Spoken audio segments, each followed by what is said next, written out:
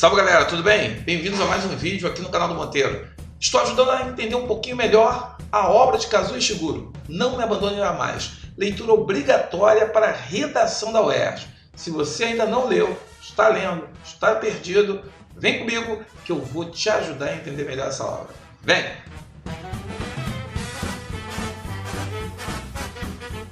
Salve galera, tudo bem? Espero que vocês estejam assistindo a série. Eu estou falando de cada um dos capítulos aqui do livro, do Kazuo Ishiguro, Não Me Abandone Jamais.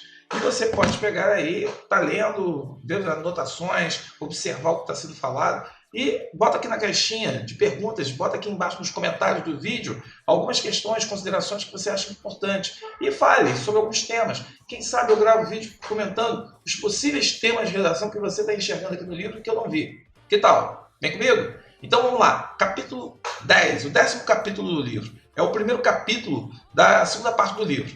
Ora, nesse capítulo, o que a gente tem de importante? A mudança de áreas. Eles saíram de Hellsham e foram agora para o casario.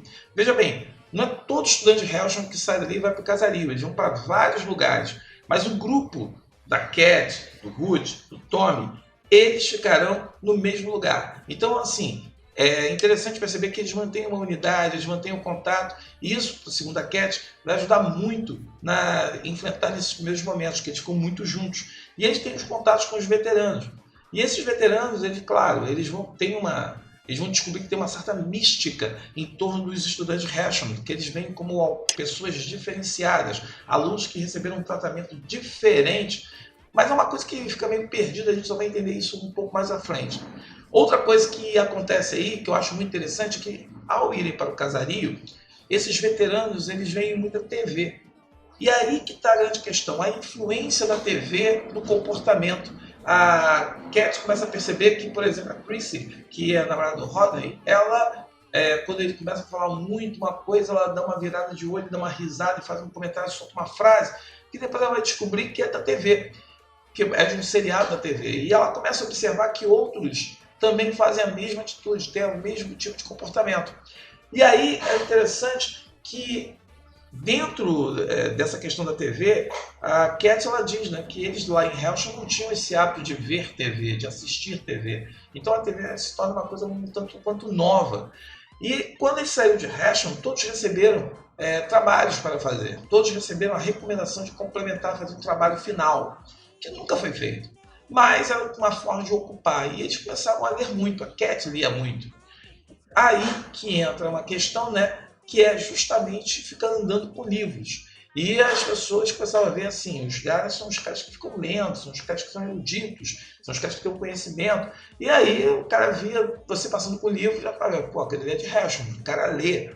E aí tem uma questão muito interessante, né, sobre essa questão, por exemplo, a influência da TV no comportamento das pessoas. Isso é um fato? É um fato.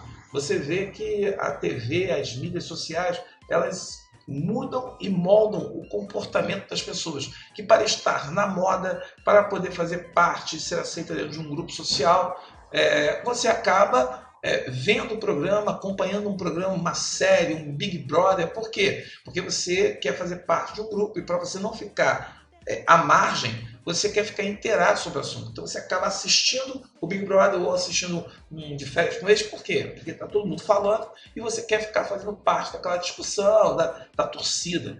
E outra coisa, essa questão do livro, né? De você estar com o livro na mão e as pessoas começarem a tomar de você uma imagem, né? É o cara que anda com um livro de, sei lá, Tolstói, nunca leu Tolstói, mas como ele anda com os livros para cima e para baixo, o pessoal olha, não, esse daí é o cara, pô, o cara ele é culto, é inteligente. Então, assim, essa questão dos estereótipos que acabam sendo formados a partir da imagem que você passa, a imagem que você transmite.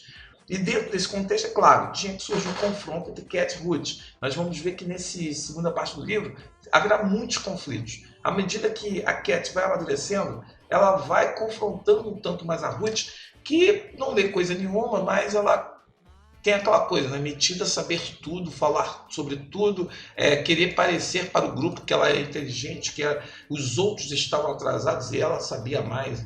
E a Cat, ela confronta, porque a Ruth fala de um livro que ela tem certeza que Ruth não leu, e Ruth fica falando que leu.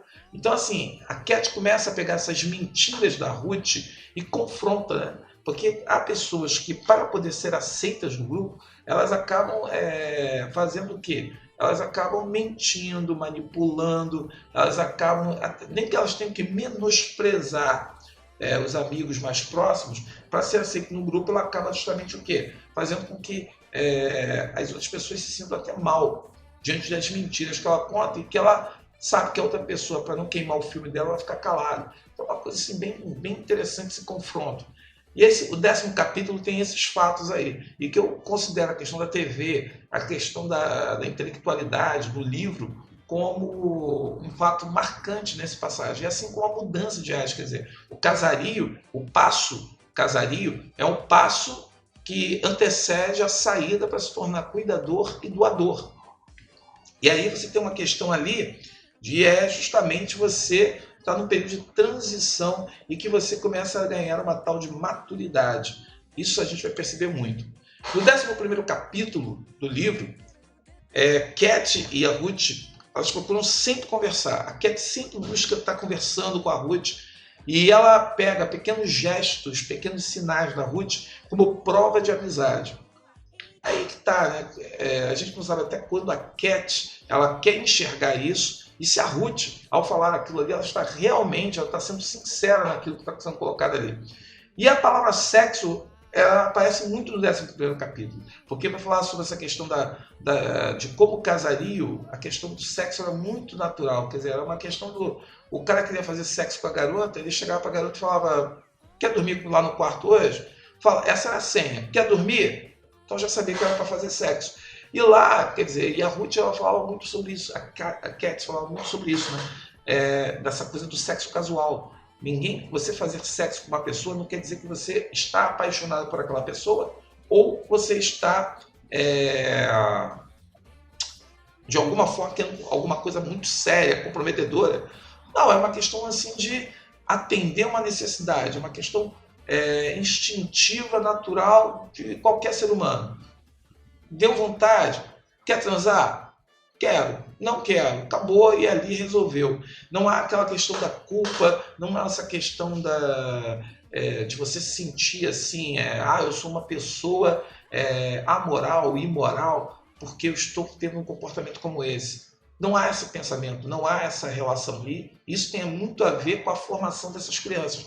Desde cedo eles têm uma formação que vê o sexo como uma coisa natural do ser humano, não uma coisa repleta de códigos, de regras e pecados e outras coisas mais. Isso é muito interessante. Assim como há um confronto em que a Cat procura mostrar como que há diferentes Ruths. A Ruth que vai para o quarto dela e fica sentada na cama, conversando, rindo, contando histórias, dividindo segredos. E a Ruth que está ali na frente dos veteranos ou que está em determinadas situações e que ela coloca justamente, ela percebe que a Ruth ela muda conforme o ambiente e conforme as situações. E isso incomoda muito a Cat. Mas, mesmo incomodando, é a amiga.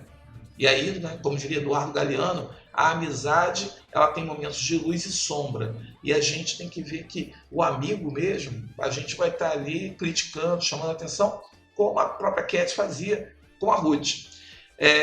Outro fator que chama atenção aí é quando eles conversam sobre os moradores antigos. Eles não procuravam conversar sobre os veteranos que saíam e iam embora e que tinham ali, todo mundo tinha uma madeira no quintal, onde um cara sentava e ficava lá lendo, desenhando. E que aquela ali era a madeira que pertencia a fulano. Aquela revista, ou aquele livro, ou outro objeto, eles procuravam evitar falar sobre isso daí. Mas existe o fator Steve. O que é o fator Steve? O Steve era um cara que colecionava revistas pornográficas. E ele tinha várias revistas pornográficas espalhadas pela casa.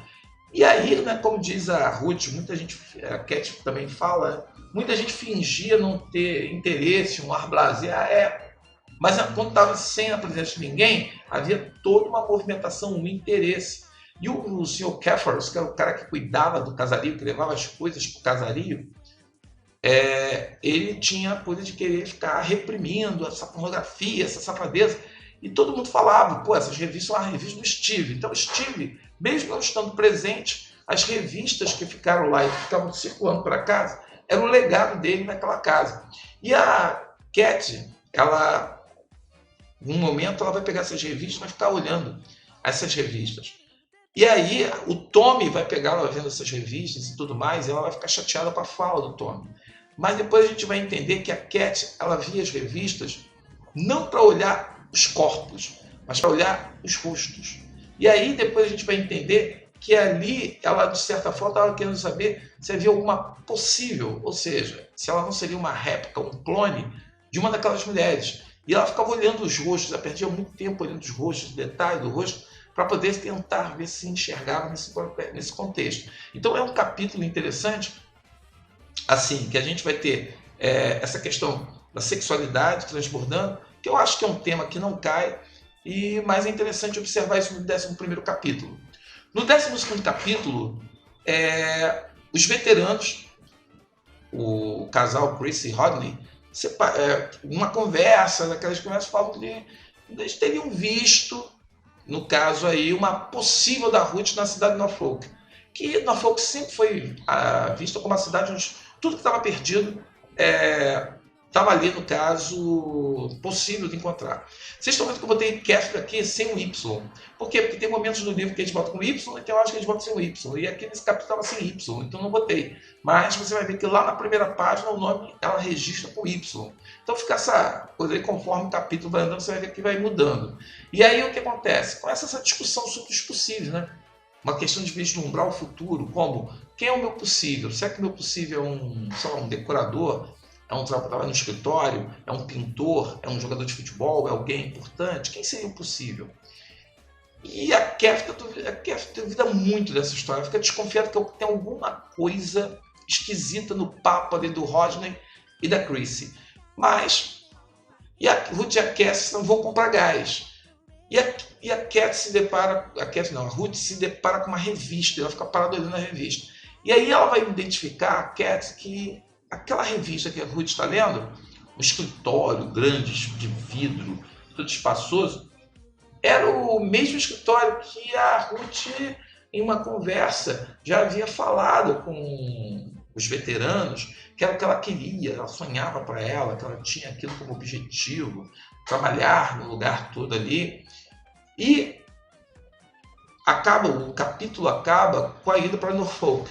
Quer dizer, o mais importante desse capítulo que você tem que prestar atenção é a discussão sobre os possíveis. Quem seriam os possíveis?